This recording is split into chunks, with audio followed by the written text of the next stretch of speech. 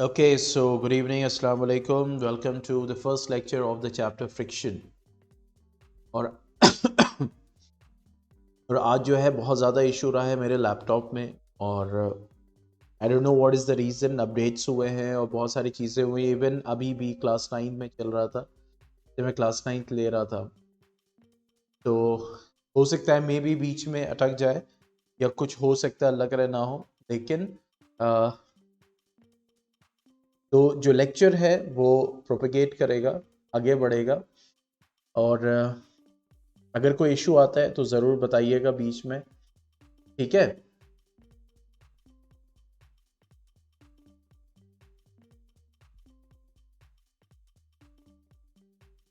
चलिए, तो जैसा कि हम जानते हैं कि फ्रिक्शन ये साइंस के फिज़िक्स का चैप्टर है। और अगर हम फ्रिक्शन की बात करें तो बेसिकली एक फोर्स है। फोर्स तो दिखता ही नहीं है लेकिन उसका इफेक्ट दिखता है, हम ये जानते हैं अच्छे से। तो ये किस टाइप का फोर्स है, कहाँ एग्जिस्ट करता है, कहाँ डेवलप करता है, और इसकी क्या प्रॉपर्टीज़ हैं, क्या इसके कॉजेज होते हैं, फ्रिक्शन प्रोड्यूस होने के कॉजेज क्या होते हैं, और किन फैक्टर्स पे ये डिपेंड करता है, और कितने तरह के फ्रिक्शन होते हैं, इसके डिसएडवांटेज क्या होते हैं, एडवांटेज क्या होते हैं, क्या तरीका होता है जिनसे हम फ्रिक्शन को रिड्यूस कर सकते हैं। इन सारी कुछ चीज़ों के बारे में हम पढ़ेंगे, ठीक है। तो चलिए स्टार्ट करते हैं। सबसे पहले अगर हम बात करें तो जो फ्रिक्शन है, friction friction basically it's a force. ये एक फोर्स है, ठीक है, ये एक फोर्स है। और इसीलिए इसको हम फ्रिक्शनल फोर्स भी कहते हैं। क्या कहते हैं? Frictional force. ये फोर्स है जिसको हम फ्रिक्शनल फोर्स भी कहते हैं, या सिंपल वे में हम क्या बोलते हैं, फ्रिक्शन कहते हैं। और ये कैसा फोर्स है? ये कांटेक्ट फोर्स है। कांटेक्ट फोर्स है, यानी जब दो बॉडीज फिजिकली आपस में कांटेक्ट करेंगी तब ये फोर्स डेवलप करेगा, ठीक है। तो एक तरह की एक कांटेक्ट फोर्स है, मतलब दो ऑब्जेक्ट्स के बीच में इंटरैक्शन जो है वो जरूरी है, ठीक है। दो ऑब्जेक्ट्स के बीच में इंटरैक्शन जरूरी है, और वो इंटरैक्शन कैसा होना चाहिए? कांटेक्ट होना चाहिए उनके बीच में। के बीच में क्या होना चाहिए? कांटेक्ट होना चाहिए, तब ये फोर्स डेवलप करेगा, ठीक है। थर्ड थिंग, अगर ये फोर्स डेवलप कर रहा है तो ये कर क्या रहा है? तो जनरली क्या होता है कि ये फोर्स ऑफ फ्रिक्शन जो डेवलप करता है ये हमेशा बॉडी जो मूव कर रही है, ठीक है, बॉडी जो मोशन में है तो उसके ऑपोजिट वर्क करता है, ठीक है, उसके ऑपोजिट वर्क करता है। Means the force acting on a body along two surfaces in contact which opposes the motion of one body over the other is called what? The force of friction, ठीक है। Means ये body इसके contact में है, मान लो ये कोई surface है और ये कोई बॉडी है, ठीक है। तो अगर ये बॉडी ऐसे मूव करेगी, इसके ऊपर फोर्स लगेगा, तो फ्रिक्शनल फोर्स जो लगेगा इस बॉडी और इस सरफेस के बीच में, यहां पे फ्रिक्शनल फोर्स इसके ऑपोजिट लगेगा। So it is always opposing. ये कैसा होता है? इट इज ऑलवेज अपोजिंग, ठीक है। मान लो ऑब्जेक्ट है, फिर हमने इसको हाथ पे रखा। अब ये जो ऑब्जेक्ट और ये हाथ, इसके बीच में जो कांटेक्ट हो रहा है, तो यहां पे फ्रिक्शनल फोर्स डेवलप करेगा। पॉइंट समझ में आया? अब ये मैंने इसको ऐसे इंक्लाइन किया हुआ है, तो ये रिमोट नहीं गिर रहा। क्यों नहीं गिर रहा है? क्योंकि इस रिमोट और इस हाथ के बीच में जो कांटेक्ट हुआ है, उन सरफेसेस के बीच में फ्रिक्शनल फोर्स अप्लाई हो रहा है। तो ग्रेविटी तो इसको ऐसे खींच रही है, लेकिन फ्रिक्शनल फोर्स जो है वो इसको रोके हुए है। पॉइंट समझ में आ रहा है? Getting the point?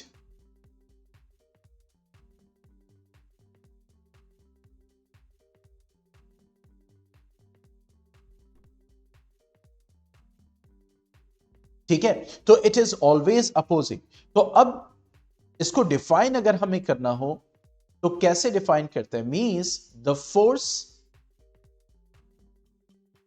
Acting along the two surfaces, acting along the two surfaces in contact, वो सरफेसेस जो कांटेक्ट में है, in contact with each other which opposes the motion of the one body, or you can say one body in contact which opposes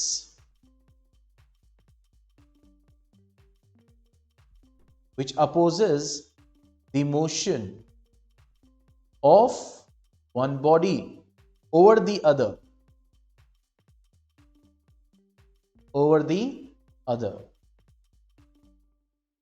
is called frictional force, or simply it is called what? The friction. Simply it is called what? The friction. Walaikum assalam. Moimin. ठीक है, so it is called what? The friction. Okay. अब जैसे इसको और थोड़ा, मैं यहां पे ये surface ले लूं. This is a surface. और ये object है. ठीक है, तो अगर तुम गौर से देखो तो ये ऑब्जेक्ट के नीचे क्या लग रहा है? That is the force of gravity, मतलब कि वेट उसका.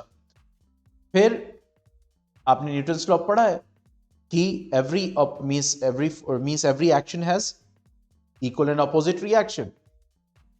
ठीक है, तो ये जो वेट लग रहा है तो इसके ऑपोजिट, यानी वेट नीचे लग रहा है तो इसके ऑपोजिट एक फोर्स लग रहा है इसको बैलेंस करने के लिए. That is called what? The reaction.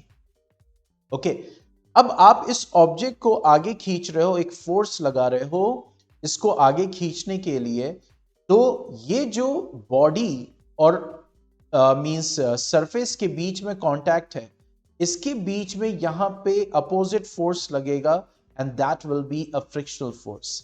The frictional force is always opposing, it opposes the motion of the body. It opposes what? The motion of the body. यानी बहुत सारे एग्जाम्पल आपने देखा होगा कि घास होती है, देयर इज अ ग्रास, और उस ग्रास में जब आप बॉल को थ्रो करते हो, या जमीन, जरूरी नहीं ग्रास भी हो, लेकिन जमीन है और उसमें अगर आप बॉल को थ्रो कर रहे हो तो ये बॉल कुछ देर बाद जाके क्या कर जाती है? स्टॉप कर जाती है. It stops. ठीक है, क्यों? क्योंकि यहां पे ये जो बॉल और ग्रास है, इसके बॉल इधर मूव कर रही है तो फ्रिक्शनल फोर्स इन दोनों के बीच में इधर अप्लाई हो रहा है. तो ये फ्रिक्शन फोर्स उसके मूवमेंट को धीरे धीरे धीरे धीरे स्लो करता चला जाए. ठीक है, तो ये होता है हमारा frictional force. Means it is always opposing and it opposes the motion of the body. Got the point? Till now जितना बताया है.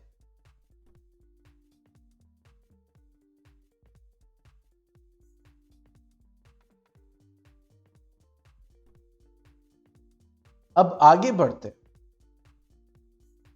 द कॉजेस ऑफ फ्रिक्शन, यानी फ्रिक्शन के कॉज क्या है, कैसे डेवलप कर रहा है फ्रिक्शनल फोर्स, आ कैसे है. तो दो वजह है जिसकी वजह से फ्रिक्शनल फोर्स डेवलप कर रहा है. First is due to the interlocking of the surface. Interlocking of the surface, उसकी वजह से यह फोर्स कोई अपने आप पैदा तो हो नहीं रहा है कहीं ना कहीं ऑब्वियसली कोई मींस, जैसे मिसाल के तौर पर मैंने ये वर्क किया, ठीक है, तो अब ये उंगली इस उंगली से, मतलब मैं खींच रहा हूं एक दूसरे को, तो ये ना इधर जा रही है ना ये वाली इधर आ रही है. तो इसका मतलब ऐसा क्यों हो रहा है? ऐसा क्यों हो रहा है? Just because of some reason. ठीक है, मींस यहां पे क्या हो रहा है? ऑपोजिशन हो रहा है, यानी ये इन दोनों के कांटेक्ट में है और ये दोनों एक दूसरे को अपोज कर रहे हैं, अपोजिट फेसेस पे है. दूसरा रीजन क्या हो गया? Due to the adhesion between the two surfaces. Adhesion means चिपकना. आपने देखा होगा कभी कभी पानी, किसी बॉटल पे या किसी सरफेस पे पानी होता है और उस पे कोई ऑब्जेक्ट आप रख देते हो तो इसके बीच में सिर्फ पानी है, लेकिन ये ऑब्जेक्ट उसके ऊपर चिपक सा जाता है. कभी नोटिस किया है?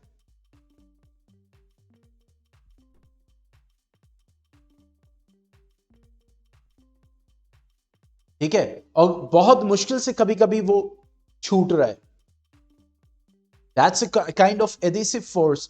तो अब यहां पे वही चीज है कि दो वजह है, या तो इंटरलॉकिंग हो जाए या तो एडेशन हो जाए. इंटरलॉकिंग मतलब जैसे मिसाल के तौर पर मैंने आपको ये रिमोट दिखाया, अब आप कह रहे हो सर ये भी तो बहुत स्मूथ है।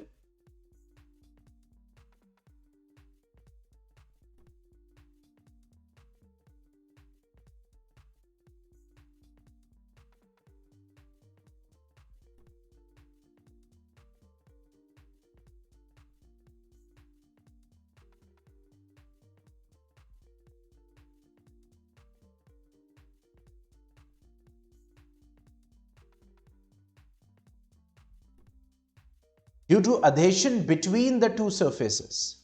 अब देखो जैसे यहां पे ये रिमोट है, अब आप कहेंगे सर ये तो स्मूथ है और ये मेरा हाथ है, ठीक है, मैंने इसके ऊपर रखा तो अभी ये स्लिप नहीं कर रहा, लेकिन जैसे जैसे मैं हाथ को और टेढ़ा कर रहा हूं अब जाके स्लिप किया, इतनी देर तक ये रुका हुआ था, ठीक है। तो कोई ना कोई चीज है ना जो होल्ड की हुई थी इसको। तो अगर आप बहुत जूम करके देखोगे, मींस बहुत ही मींस मींस अगर आपने इसको बहुत डिटेल करके देखा तो ये जो दो, मान लो कि ये बॉक्स है और ये आपका सरफेस है, ये इससे कांटेक्ट में था, लेकिन तुम अगर जूम करके देखोगे तो the surface is what uneven. ऐसी बात है, जितना इवन होगा उतने स्मूथनेस होगी, फ्रिक्शन उतना कम होगा, इसीलिए हम फ्रिक्शन को कम करते हैं, ग्रीस यूज करते हैं और दूसरे मेथड्स को यूज करते हैं, पाउडर यूज करते हैं। तो जनरली अगर फ्रिक्शन अप्लाई हो रहा है तो दूसरे सरफेस भी क्या है, लाइक दिस, ठीक है। तो यहां पे देखो क्या हो रहा है, it is just like the interlocking. समझ रहे हो पॉइंट, समझ में आया?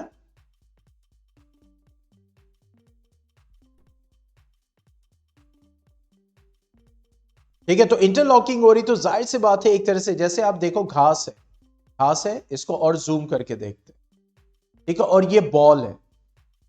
तो अब ये बॉल इधर मूव कर रही है तो ये जो घास है इस बॉल के ऊपर क्या कर रहा है, मैं इसको बहुत जूम करके, इस बॉल के ऊपर क्या, अब ये घास है, इस बॉल के ऊपर ये बॉल इधर जा रहा है तो ये घास इसको रोक रहा है ना, एक अपोजिट मींस एक अपोजिट डायरेक्शन में, ऐसे ऐसे देखो, जैसे जैसे ये बॉल आगे मूव करेगी सब घास इसको ऐसे ऐसे कर रही होगी। समझ में आ रहा है? लाइक दिस, एक अपोजिट फोर्स लगा रही है। तो इसी वजह से क्या हो रहा है, फ्रिक्शन डेवलप कर रहा है, ठीक है, due to the interlocking of the surfaces means that is present that we can't see with our eyes but those are there, ठीक है। ये दो कॉजेज होते हैं किसके, फ्रिक्शन के। Coming to the next, that is the factors on which the friction depends, यानी किन फैक्टर्स पे फ्रिक्शन डिपेंड करेगा। Three things that we must keep in our mind related to friction, ठीक है। सबसे पहला, the force of friction is directly proportional to the weight of the body with moves.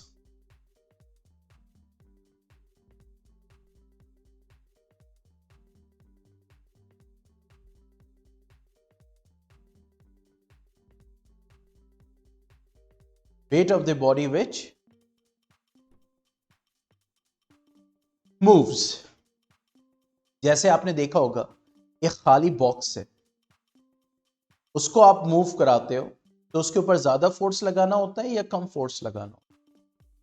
Box वही है, size वही है, लेकिन खाली है।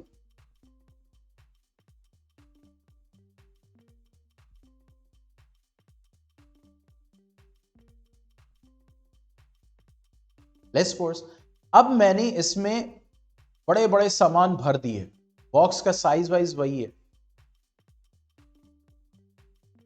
ऐसी बात है जब तुम फोर्स इधर लगा रहे हो तो फ्रिक्शनल फोर्स इसके अपोजिट काम करेगा, यस और नो। तो अब आपने इसको भर दिया, अब ये बताओ फोर्स जब तुम लगा रहे हो तो सेम फोर्स लगाओगे ये बॉक्स मूव कर जाएगा या फिर ज्यादा लगाना पड़ेगा?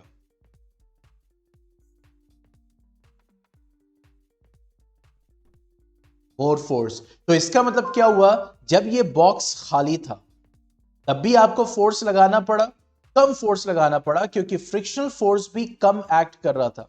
लेकिन जैसे जैसे आपने इसको भारी किया आपको ज्यादा फोर्स लगाना पड़ा क्योंकि फ्रिक्शनल फोर्स अब और बढ़ गया, ठीक है। तो इसका मतलब यह हो रहा है कि जैसे जैसे उस बॉडी का वजन जो मूव कर रहा है वो बढ़ता जाएगा, जैसे सेम फील्ड है, उसमें तुम क्रिकेट की बॉल जो है वो उसको मूव करो, और सेम फील्ड है और उसमें तुम एक बहुत बड़ी आयरन बॉल को मूव कराओ, तो ये बताओ कि आयरन बॉल भी उसी क्रिकेट बॉल की तरह मूव करेगी?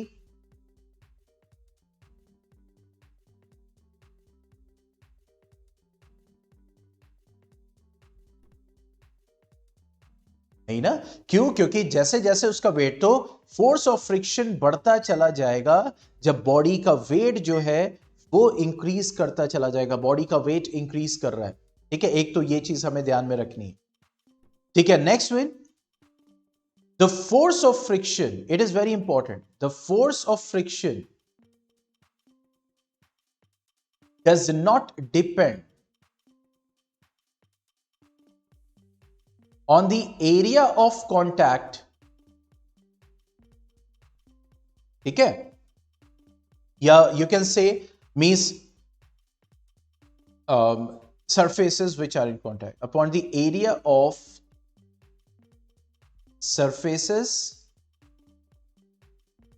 which are in contact.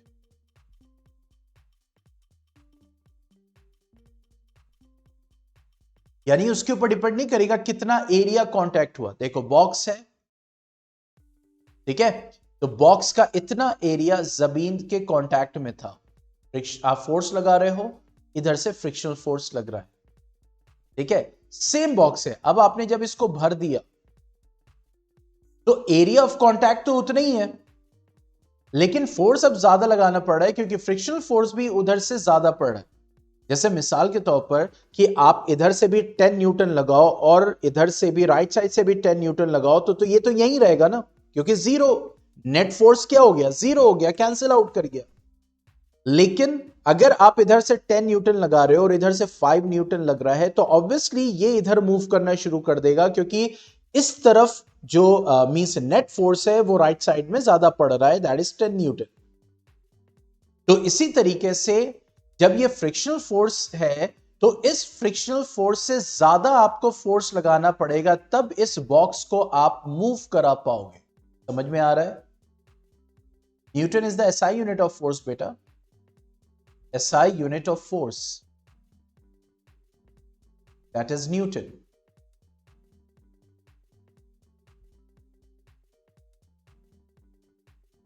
ठीक है, तो जैसे मिसाल के तौर पर जब आप कोई बॉक्स इधर करते हो, सोफा को एडजस्ट कर रहे हो, बेड को इधर खिसका रहे हो, तो जाहिर सी बात है आप फोर्स लगा रहे हो, इतना फोर्स आपको लगाना पड़ेगा कि वो जो बेड और जमीन के बीच में फ्रिक्शनल फोर्स लग रहा है उससे ज्यादा आपको फोर्स लगाना पड़ेगा, तब जाके वो बेड मूव करेगा। यानी जो बेड या सोफा आप मूव कराना चाहते हो इधर से दूसरी तरफ, तो वो सोफा और जमीन के बीच में जो कांटेक्ट हो रहा है और उसके बीच में जो फ्रिक्शनल फोर्स डेवलप कर रहा है, उससे ज्यादा आपको फोर्स लगाना पड़ेगा, तब जाके वो सोफा मूव कर पाएगा। समझ में आ रहा है? तो frictional force always opposes the motion of the force.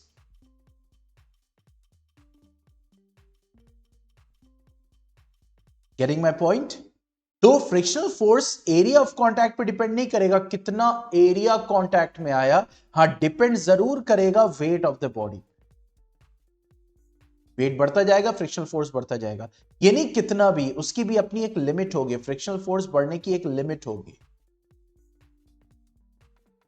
ठीक है, तो इसीलिए इसको सेल्फ एडजस्टिंग फोर्स भी कहते हैं। फ्रिक्शन को क्या बोलते हैं? Self adjusting force. Friction is called self-adjusting force.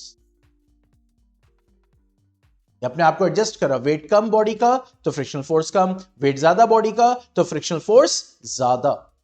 तो इतना आप फोर्स लगाओ कि फ्रिक्शनल फोर्स के बराबर हो जाए, तब बॉडी मूव तो नहीं करेगी, या जिस स्टेट में है उसी स्टेट में रहेगी। समझ में आ रहा? मूव कर रही है तो जाहिर सी बात है उसके ऑपोजिट फोर्स लग रहा है, तो जहां पे ये बॉडी इसके कांटेक्ट में आएगी उसी के बीच में फ्रिक्शनल फोर्स लगेगा। तो फ्रिक्शनल फोर्स, और जैसे आप जब एक स्ट्रॉलर होता है, ठीक है, मान लो ये बैग है, बैग को बिना व्हील के आप खिसकाओ, लाइक दिस,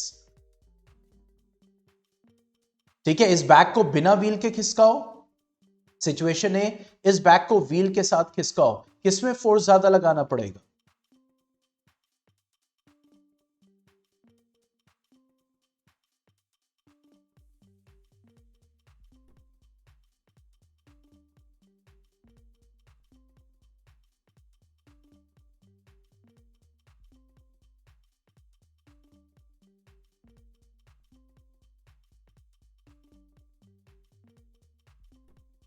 यस मोहिमिन, यस, ए में ज्यादा लगाना पड़ेगा हमें फोर्स। क्यों? क्योंकि ये जो व्हील्स है, ये इसमें फ्रिक्शन कम लगेगा, that is called what, the rolling friction.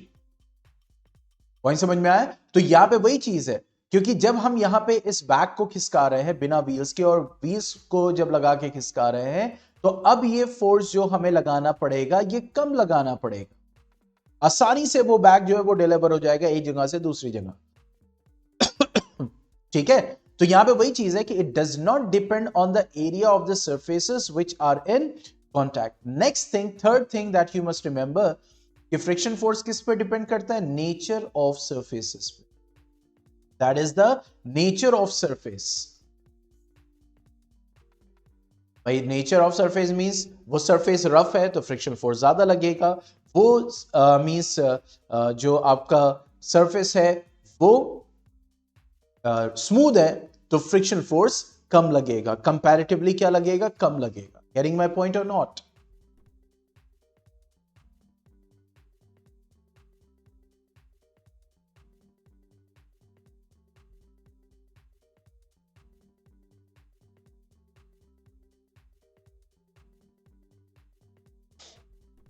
ठीक है, अब आते हैं काइंड्स ऑफ फ्रिक्शन पे।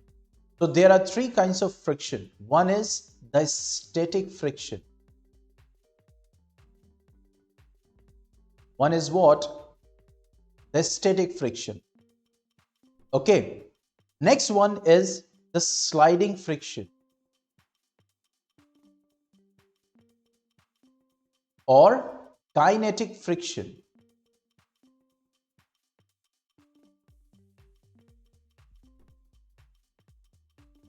ठीक है, sliding friction और kinetic friction. And next one is what? The rolling friction. जैसे जब आप व्हील लगा देते हो, ठीक है, तो स्टैटिक फ्रिक्शन जो होगा वो सबसे ज्यादा होगा, देन स्लाइडिंग फ्रिक्शन या काइनेटिक फ्रिक्शन, यानी जब कोई बॉडी स्लाइड कर रही है या मूव कर रही है। जैसे इस वक्त आप जिस बेड पे हो या चेयर पे बैठे हो या टेबल पे आप पढ़ रहे हो, तो उस टेबल और सरफेस के बीच में जो फ्रिक्शन लग रहा है that is a static friction. ठीक है, स्लाइडिंग फ्रिक्शन और kinetic friction when body slides और moves, and next one that is rolling friction when the body, means the body which is in contact with the another surface with a rolling in the rolling form or in the rolling form of structure, that is called what? The rolling friction. तो सबसे ज्यादा जो होता है वो static friction होता है, then sliding friction। मान लो कोई इसी तरीके से, जैसे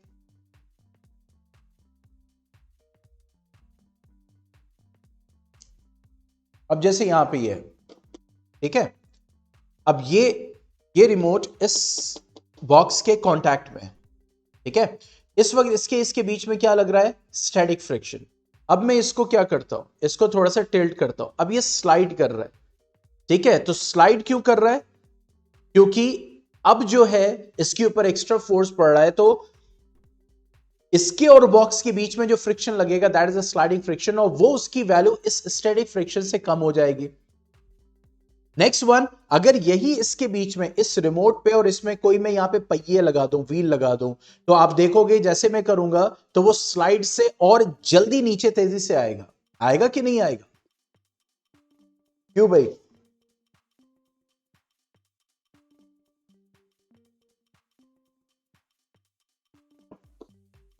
हाँ भाई बताओ। ये देखो, this is what? The rolling friction. अब ये ऑब्जेक्ट जो है वो रोल कर रहा है, तो रोलिंग फ्रिक्शन जो है वो, अब इसके ऑब्जेक्ट क्योंकि ये रोल कर रहा है तो इस ऑब्जेक्ट और इस बॉक्स के बीच में जो फ्रिक्शन लग रहा है that is what the rolling friction, and the rolling friction is the least. Point समझ में आ रहा है?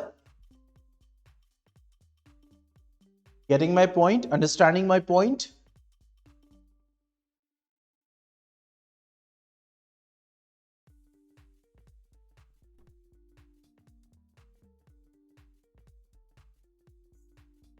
ठीक है, तो अब यहां पे अगर हम डिफाइन करें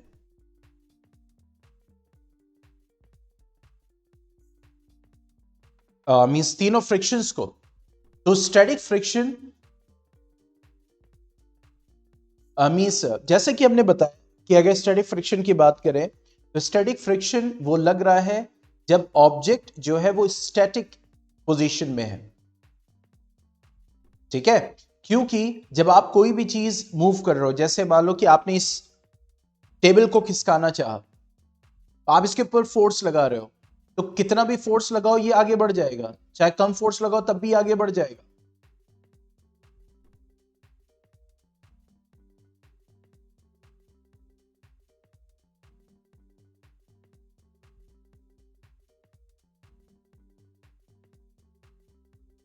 ठीक है, तो मान लो ये बेड है, अब आप फोर्स लगा रहे हो, मान लो 1 न्यूटन लगाया नहीं बढ़ा, 2 न्यूटन लगाया नहीं बढ़ा, तो अब यहां पे जब तुम फोर्स लगा रहे हो, 3 न्यूटन लगाया तुम फोर्स लगा रहे हो, तो इस टेबल और इस जमीन के बीच में जो फोर्स ऑफ फ्रिक्शन लग रहा है वो भी तो बढ़ रहा है। ठीक है, तो वो जो फ्रिक्शन इस वक्त लग रहा है बिटवीन दिस ऑब्जेक्ट, देखो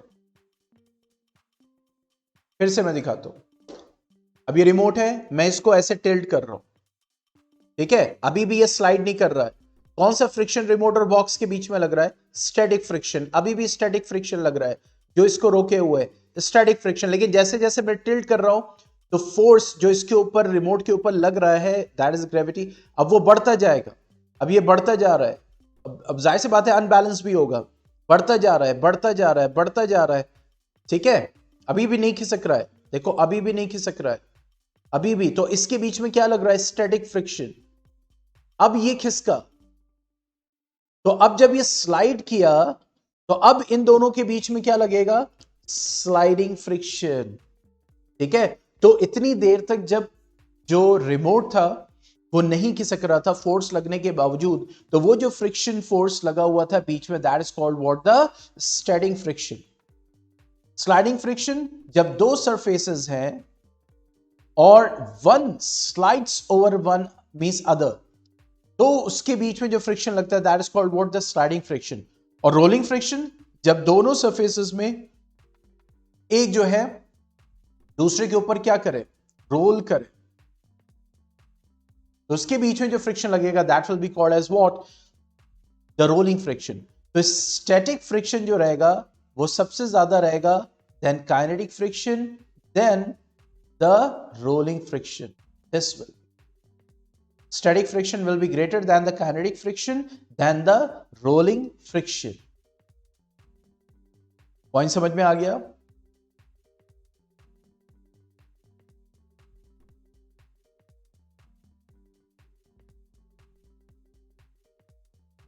मोहिमिन, मोहिमिन है या छोड़ गया?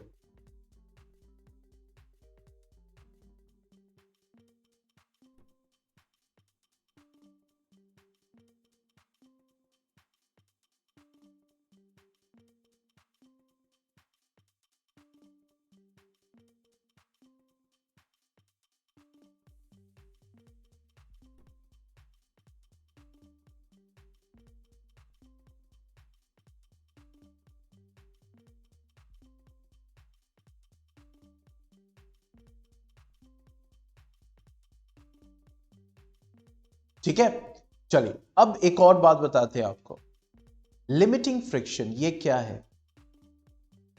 देखो ये कुछ एकदम अलग से नहीं, बट लिमिटिंग फ्रिक्शन के बारे में हमें जानना जरूरी है। देखो अब मैं आपको बताऊं, जैसे बहुत ध्यान से इसको समझना, बहुत सिंपल चीज है, ऐसा भी नहीं बहुत कॉम्प्लिकेटेड है।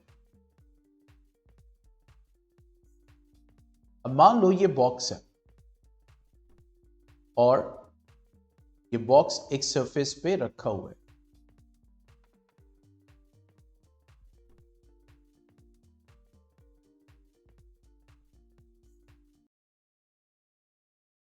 ठीक है, अब आप इस बॉक्स पे फोर्स लगा रहे हो, आपने फोर्स लगाया, ठीक है, F1, तो इधर से फ्रिक्शनल फोर्स लगा F, फिर आपने F2 लगाया जो कि इससे ज्यादा था, तो इधर से फ्रिक्शनल फोर्स लगा F2, फिर आपने F3 लगाया तो इधर से भी फ्रिक्शनल फोर्स लगा F3। मान लो ये नहीं है कि ये दोनों सेम है, F1 सेम है, मान लो ये 100 न्यूटन लग रहा है तो हो सकता है फ्रिक्शनल फोर्स 0.1 न्यूटन लगा हो, ठीक है, वैल्यू सेम नहीं है, मैं ट्रेंड की बात कर रहा हूं। अब जैसे ही आपने फोर्स और बढ़ाया, जैसे ही आपने फोर्स बढ़ाया, अब क्या हुआ, अब जो है यहां पे अगर हम बात करें दैट इज F4, ठीक है, तो जैसे ही आपने फोर्स लगाया, अब ओके मोहम्मद, अब जैसे ही आपने फोर्स लगाया यहां पे, जैसे ही बढ़ाया, अब ये मूव करना शुरू कर दिया, अब ये मूव करना शुरू कर दिया। तो देखो ये बताओ, जैसे जैसे आप फोर्स लगा रहे हो तो फ्रिक्शनल फोर्स की वैल्यू बढ़ रही है, लेकिन क्या ये अनलिमिटेड बढ़ती चली जाएगी? अब तो ये ऑब्जेक्ट मूव ही नहीं करेगा ना, क्योंकि ये इसको कैंसिल कर देगा बार बार। तो इस ऑब्जेक्ट को मूव करना है तो ये फ्रिक्शनल फोर्स की वैल्यू बढ़ रही है। पॉइंट समझ में आया?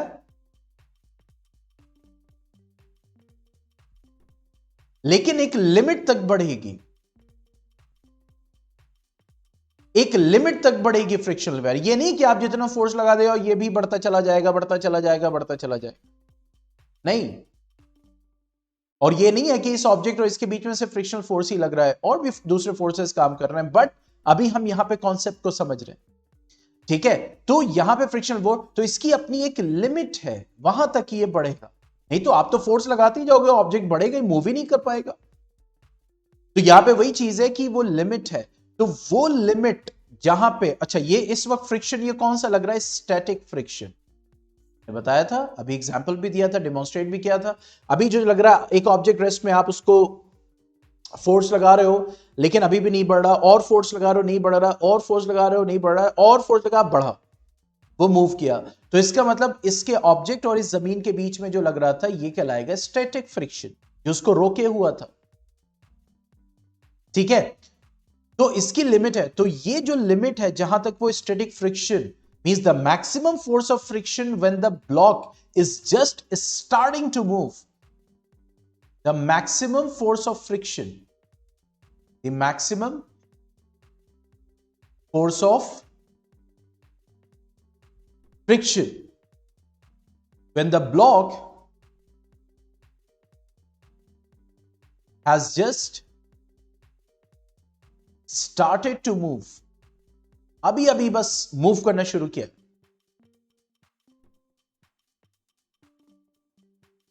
has just started to move, is called limiting friction. उसी स्टैटिक फ्रिक्शन को हम क्या बोलेंगे? Limiting friction is called what? The limiting value of the static friction or the limiting friction, ठीक है। क्योंकि आप इतना फोर्स अब लगा रहे हो तो ऑब्वियसली वो फोर्स अब कम पड़ गया, अनबैलेंस हो गया, और जैसे ही अनबैलेंस हुआ in the direction of the motion, वो ऑब्जेक्ट मूव करना शुरू कर देगा, ठीक है।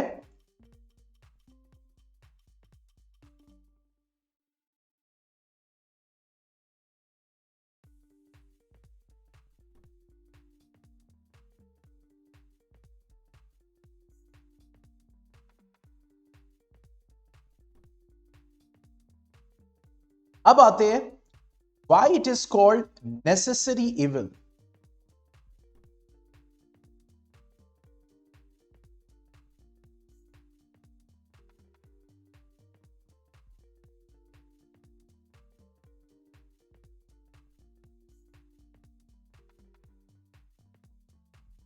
अच्छा, मोहम्मिन का क्वेश्चन है। मोहम्मिन देखो, इसको ऐसे समझो, मान लो एक ऑब्जेक्ट है,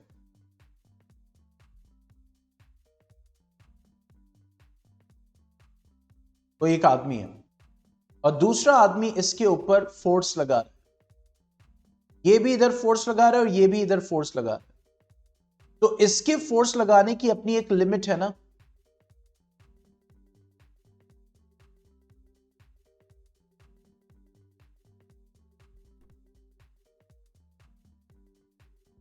ठीक उसी तरीके से क्योंकि यहां पे इंटरलॉकिंग हो रही सरफेसेस की, तो उसकी अपनी एक लिमिट है उसको बांध के रखने की, उसको अपोज करने की। उससे ज्यादा फोर्स लगाओगे तब तो और वो छोड़ देगा उसको, क्योंकि याद रखो कि फ्रिक्शन प्रोड्यूस कैसे हो रहा है, मेन वजह वो है, कोई चीज बंधी तो हुई नहीं है। समझ में आ रहा है?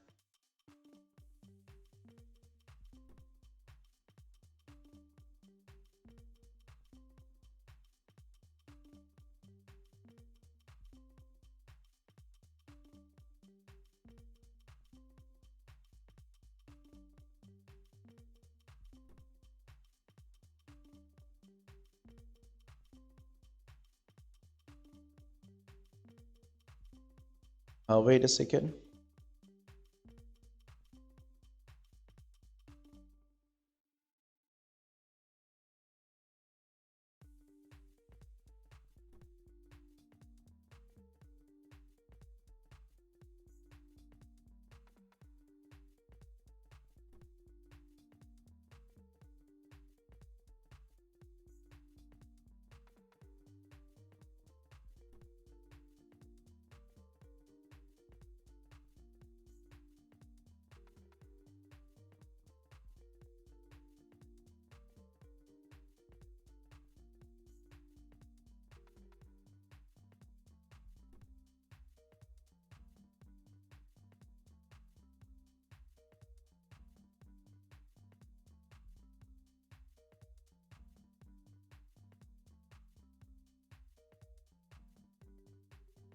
ठीक है, now coming to the next, that why it is called what the necessary evil. क्यों इसको नेसेसरी इविल बोला गया?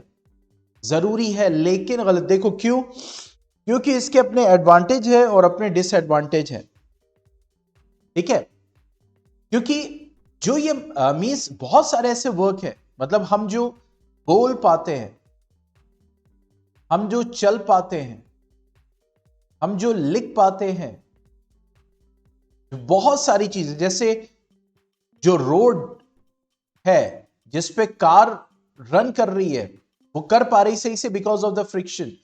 जो आपके इतने बड़े बड़े बोर्ड्स, जो नेल्स, जो स्क्रूज, क्योंकि आपने देखा होगा कि दीवार में स्क्रू डालते like this is a screw. अब इसके ऊपर ग्रूव्स होते हैं, यहां पे क्या होते हैं? ग्रूव्स होते हैं। ये क्या? These grooves,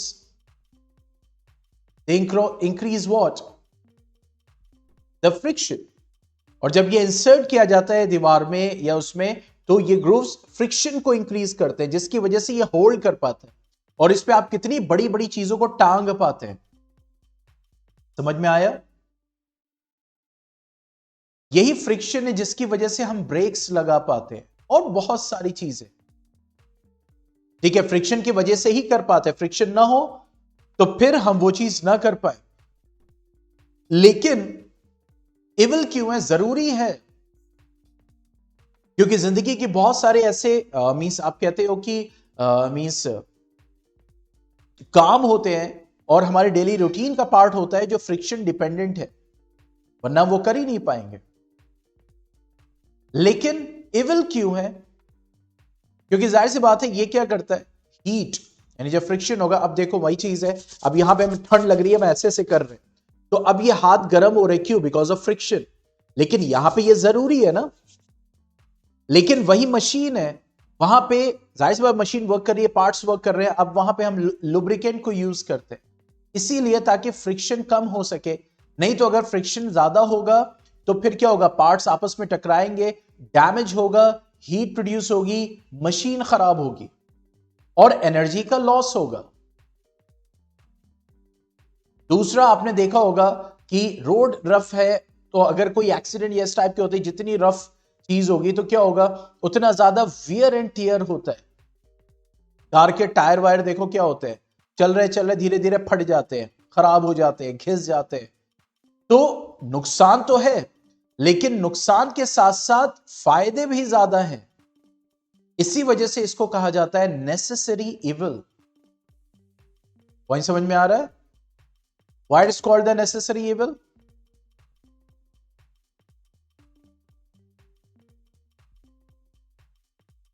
अब दो चीजें, how to increase the friction,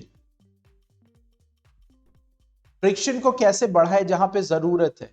तो देखो वहां पे आप रफनेस बढ़ा दो, सिंपल सा आंसर, रफनेस बढ़ा दो किसी तरह। जैसे आपने देखो पहलवान होते खेलते हैं तो वो मिट्टी अपने ऊपर लगाते हैं, क्यों? उस मिट्टी से ग्रिप आती है, फ्रिक्शन बढ़ता है, गर्द है ना, धूल है, तो रफनेस आएगी। पॉइंट समझ में आया?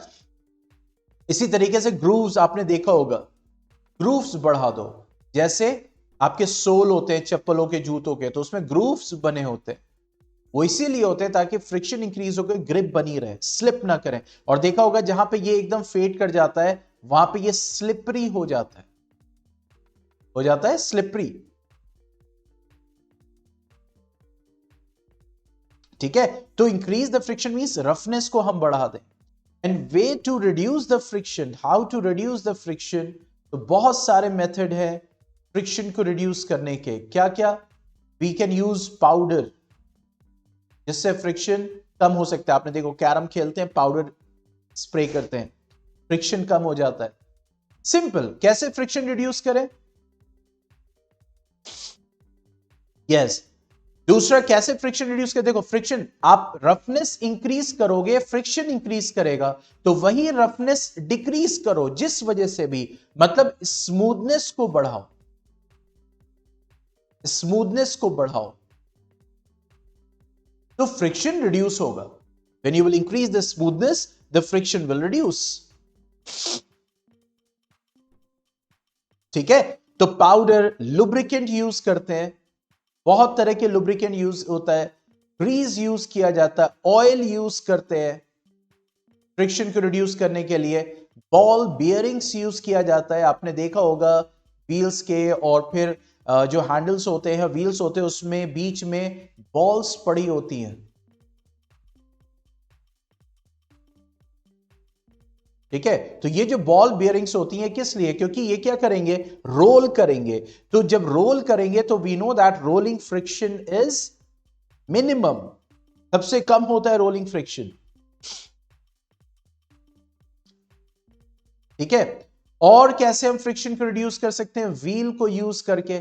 और कैसे यूज कर सकते हैं? स्ट्रीमलाइन बॉडी, स्ट्रीमलाइन बॉडी जैसे फिशेस एंड ऑल एवरीथिंग, इन सबको। ठीक है, तो ये कुछ तरीके होते हैं जहां पे हम फ्रिक्शन को रिड्यूस कर सकते हैं। पॉइंट समझ में आ रहा है?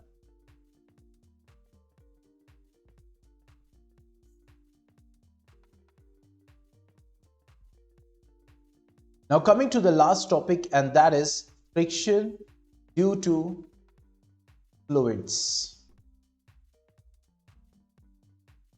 देखो फ्लूइड किसको कहते हैं? फ्लूइड कहते हैं any substance that can flow, जो फ्लो कर सके वो फ्लूइड है, चाहे वो गैस हो चाहे वो लिक्विड हो। ठीक है, तो ये जो फ्रिक्शन, जाहिर सी बात है भाई, फ्लूइड है, चाहे वो वाटर हो चाहे वो एयर हो, उसमें भी कांटेक्ट हो रहा है दो सरफेसेस के बीच में, उस मीडियम का और एक सरफेस का, तो ऑब्वियसली वो फ्रिक्शन। तो ये जो फ्रिक्शन फ्लूइड में लगता है उसी को हम ड्रैग कहते हैं। That is called what? The drag.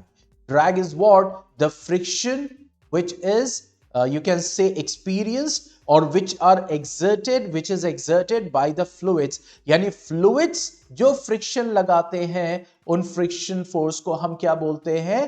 Drag बोलते हैं। तो ये ड्रैग किस पे डिपेंड करेगा? स्पीड पे, किस स्पीड से वो ऑब्जेक्ट उस फ्लूइड में आगे बढ़ रहा है। जैसे एरोप्लेन है, वो हवा में आगे बढ़ रहा है, तो उसकी स्पीड पे डिपेंड करेगा कि ड्रैग कितना उसके ऊपर लगे। जब मैं ड्रैग बोलूं, सिंपल फ्रिक्शन जो फ्लूइड की वजह से लग रहा है। दूसरा शेप, अगर उसका शेप एकदम चौड़ा है तो ज्यादातर फ्लूइड जो है उसके कांटेक्ट में आएगा और उस पर फोर्स लगाएगा, तो फोर्स बढ़ेगा, ड्रैग बढ़ेगा। तो उसके शेप पे भी डिपेंड करेगा और नेचर ऑफ फ्लूइड पे भी। अब कोई वाटर है उसमें ऑब्जेक्ट फ्लो कर रहा है, और एक कोई थिक है, जैसे मान लो चाशनी है, कोई थिक विस्कस फ्लूइड है, उसमें वही ऑब्जेक्ट फ्लो करेगा, तो जो थिक फ्लूइड होगा उसमें ड्रैग ज्यादा लगेगा। पॉइंट समझ में आ रहा है?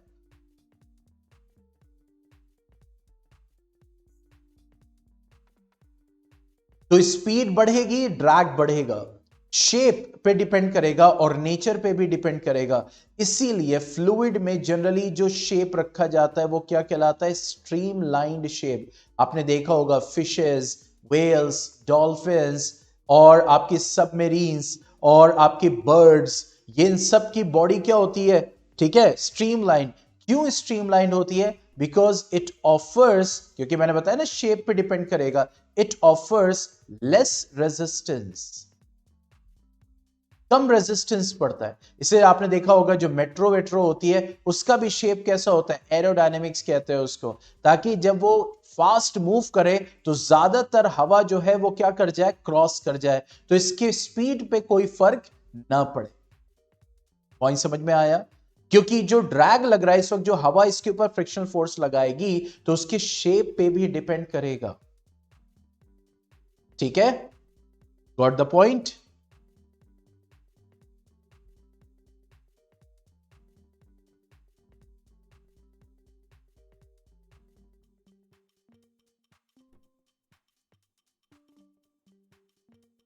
यस, आप देखो एरोप्लेन को, देखो उसका बॉडी कैसी होती है? स्ट्रीमलाइंड ही होती है ना।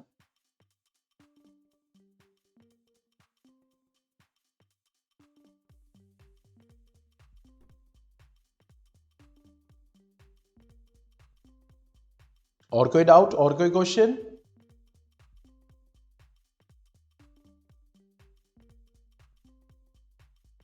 यस, बहुत छोटा चैप्टर है ये, friction.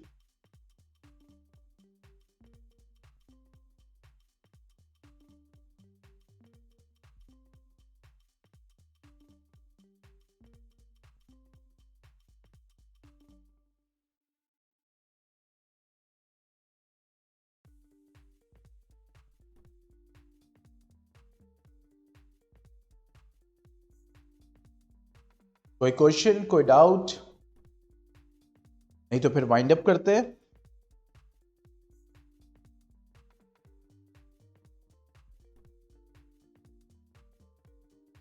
Mohammad, you were not there बेटा, जो एरिया ने ज्वाइन किया था, तो obviously you were not joining due to your schedule and all everything. तो ऑब्वियसली जो स्टूडेंट करंट है मुझे उसका देखना पड़ेगा कि उसको क्या चैप्टर्स चाहिए। पॉइंट यहां पे ये आ रहा है ना बेटा, आप लोग क्लासेस में एक साथ कहां क्लासेस हो पा रही हैं?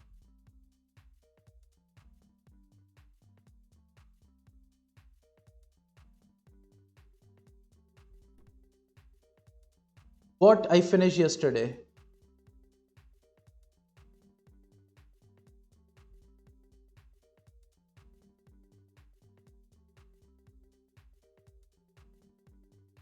नहीं, आपने देखा, आपने बैच में जाके देखा कौन सा फोल्ड, कौन से वीडियोस आए हैं, कौन सा चैप्टर फिनिश हुआ है? देन बेटा एक्सप्लोर करें, आपको ना देखिए उसमें सारी चीजें दी जाती हैं। अब आप ऐप को देखेंगे नहीं, अपने बैच को देखेंगे नहीं, स्टडी मटेरियल को देखेंगे नहीं, तब तो ऐसे ही रहेगा, कुछ आपको पता ही नहीं चलेगा कि हो क्या रहा है। क्योंकि जो भी वीडियोस अपलोड होती हैं, जो भी बैच में दी आ रही, सबका मैसेज नोटिफिकेशन सब जाता है, सारे फोल्डर्स क्रिएटेड है वहां पे एकदम ऑर्गेनाइज्ड फॉर्म में।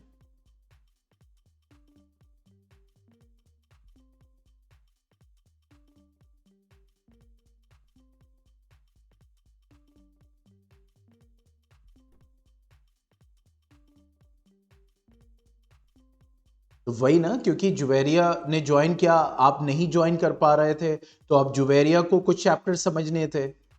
अब जब दोनों होंगे साथ में तो ऑब्वियसली जो चैप्टर आप लोग के स्कूल में हो चुके हैं पहले उनको कवर किया जाएगा। अब जाहिर सी बात है किसी के स्कूल में चैप्टर ए हुआ है, दूसरे के स्कूल में चैप्टर बी हुआ है, तो दोनों चैप्टर तो एक साथ रन नहीं कर सकता, चैप्टर बी पहले होगा या चैप्टर ए पहले होगा। तो इसीलिए मैं प्रेफरेंस देता हूं कि जो चैप्टर्स हो चुके हैं, ठीक है,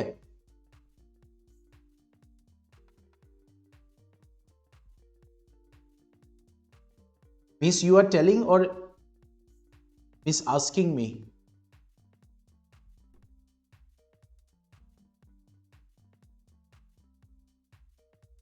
ओके, नहीं तो अब वही है ना कि किसी के, देखिए मेरा मेरा काम है जो आपके चैप्टर्स हैं उनको कंप्लीट कराना, तो अब जो चैप्टर्स बचे हुए हैं उनको कंप्लीट कराना है। लेकिन एक बात मैं आप लोग को ये क्लियर कर दूं, 9th में मैंने क्लियर कर दिया, क्योंकि अजीजा क्लासेस 28 फेब तक चलेंगे, उसके बाद नेक्स्ट सेशन स्टार्ट हो जाएगा।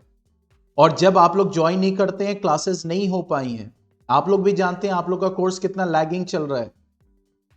कभी एक स्टूडेंट ज्वाइन होता है, एक नहीं रहता है, कभी एक होता है, कभी एक नहीं रहता है, फिर कभी दोनों नहीं रहते हैं।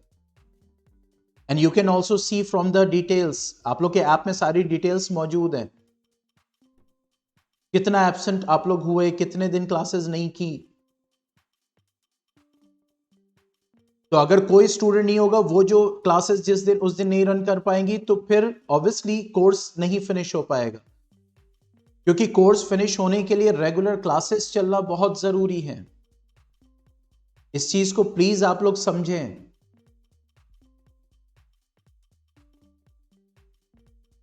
और फिर अगर कोई नहीं होगा तो ऑब्वियसली क्लास नहीं रन करेगी।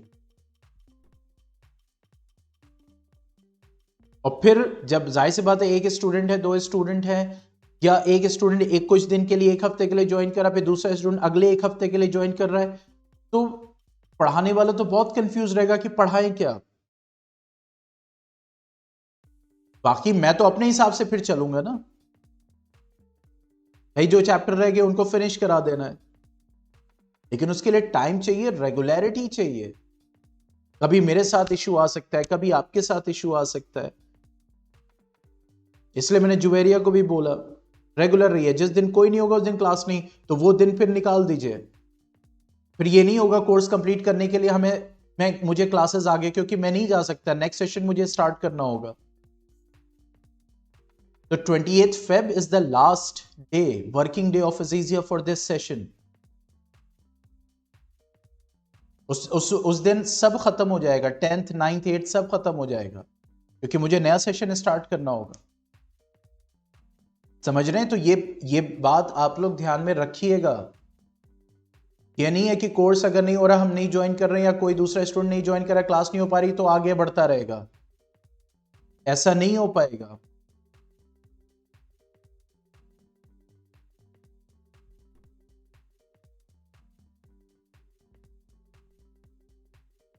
यस जुवेरिया, मोहम्मद, समझ में आ रहा आप दोनों लोगों को?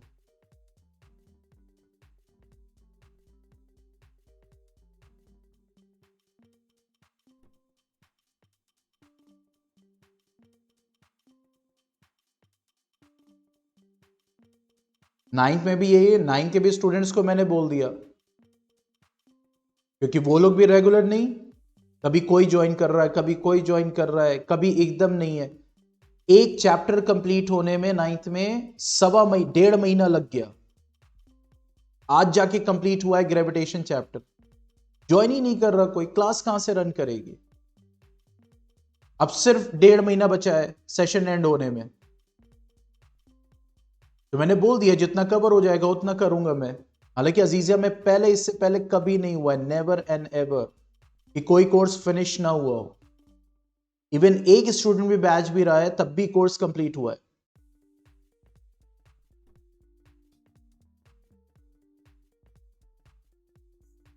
कभी कोई स्टूडेंट प्रीवियस सेशन का आप किसी से भी पूछ लो, 10th के देखिए रेगुलर क्लासेस चल रही, 10th का कोर्स एकदम टाइम से चल रहा है,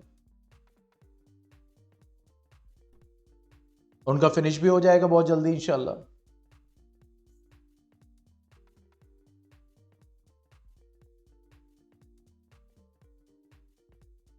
regularity is required and what ever. तो इसीलिए मैं कह रहा हूं इन सारी चीजों को ध्यान में रखते हुए फिर उसके बाद, ताकि ये चीज माइंड में रहे। चलिए फिर, okay then, stay home, stay safe, good bye, अस्सलाम वालेकुम।